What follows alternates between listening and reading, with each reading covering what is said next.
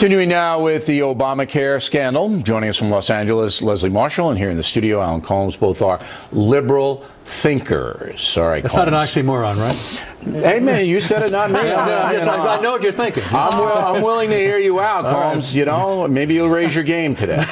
Now, you heard Hume. Alan, that was a really bad way to start the segment. No, I wanted to get to it before he did. Okay. All right. You heard Hume. Yeah.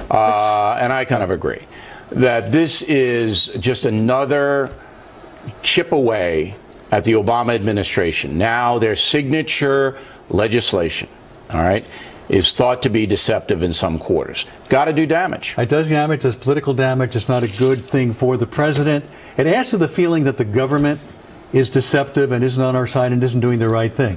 Whether it's true or not is another thing, but it certainly is perception is really perception. Okay, but here's how you have to attack the problem. And I did say, as you know, some say it isn't true. All right, but why would a guy like Gruber, all right, smart guy, he's been on Factor before, all right, why would he go out and say a falsehood in talking about something that he put together? It doesn't make sense. I'm not sure he was. I mean, he probably was some deception going on. We're going to package it a certain way. All right, so you think he has some credibility? We're not going to call it a tax because it's never going to pass if we do it. The Supreme Court, as you pointed out before, did say it's a tax. Is what made it illegal so we could proceed. Right. But if they called it a tax up front, it would have had a lot of political problems. Well, here's what's going to happen, Leslie, and this is the first time this has ever been said on national television.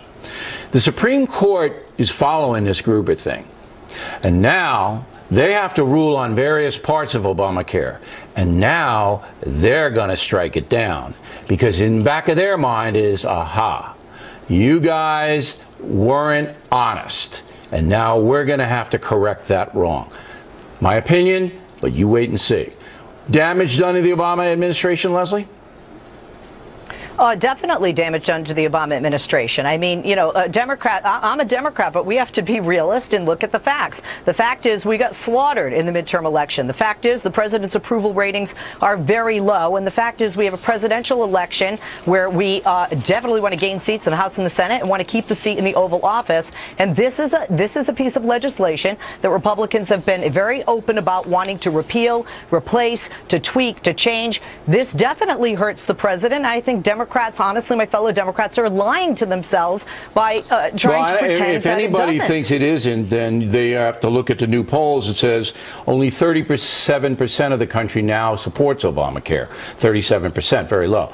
Now, in the next year, it is widely predicted by economists that your health insurance is going to go up, that your deductibles are going to go up. Mine already have, by the way. My insurance and deductibles have gone up. And that fewer doctors are going to take Obamacare insurance programs. Do you believe that will happen? It'll go up, but it's not going up to the same extent it went up before the Affordable Care Act. But you remember when President Obama said that the Obamacare was going to make it go down? You remember that, right? He said they'd go down, and you just said they're going up. They are going up, but they're going up less than they went before the Affordable Care Act. But again, it just makes him it makes him look like a charlatan. Also, you mentioned the Gallup poll, 37%. 71% of those who have the Affordable Care Act say they like it. And why is that? Because they are getting health coverage that they never had before. No. Why is that called? Tell the truth. 7 to 8 million people who didn't have health insurance before. Almost 90% of those who like Obamacare being subsidized means other people are paying for them. You're going to like it. Subsidized, but I said 90%. But we were subsidizing before the Affordable Care Act. We were paying for those who didn't have. All right, Leslie. I'm sorry I had to embarrass Colmes like that, but the people who like Obamacare are the ones that are getting it free from you, Leslie, and your doctor husband. Now, I asked you last time whether your husband, the doctor, okay, liked Obamacare and thought it was a good policy, and you said no. Do you remember that, Leslie? Yes, are your husband and you, are you still together as a couple? Yes. Yeah, you are? Yes, okay. Yes, we are still together. I felt bad. I said, Jesus, but why doesn't your husband like Obamacare? Oh, where do I start? Why do you do this to me? My husband's watching right now. It's fun to embarrass you, Leslie. I mean, come on. And actually, he's watching in the doctor's lounge. Just give me that big headline. Almost every doctor is a Republican. Why doesn't he like it? A lot of the doctors don't like when, honestly, a government gets involved with medical decisions. They also don't like when reimbursements, quite frankly, are cut. And my husband doesn't like if he has less time to see patients. And so a lot of physicians feel that they have less control to do.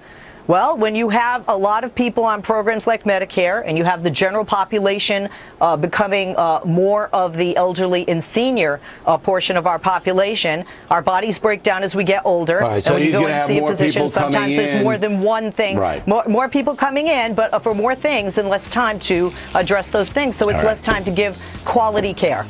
All right, but Leslie, I disagree with him. Thanks very much. Combs?